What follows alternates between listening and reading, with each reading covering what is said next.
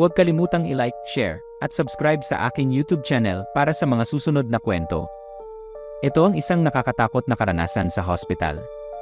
Isang gabi, habang nag-ikot si Carlo bilang security guard sa isang lumang ospital, napansin niyang may kakaibang lamig sa paligid ng lumang ward.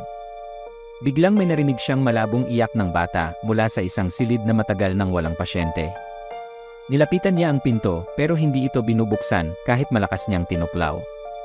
Nakaramdam siya ng mabigat na presensya sa likod niya at nang lumingon siya, may aninong mabilis na dumaan sa koridor, walang mukha at tila lumulutang.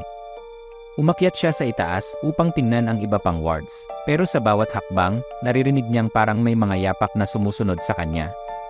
Pagdating sa tuktok ng hagdan, nakita niya ang isang silid na may bukas na ilaw pero walang tao roon. Paglingon niya sa likod, nakita niya ang isang matandang doktor na nakatayo, nakatingin sa kanya ng walang emosyon. Nang subukan niyang kausapin ito, nawawala ito na parang usok. Mula noon, di na muling nag-iisa si Carlo sa ospital tuwing gabi.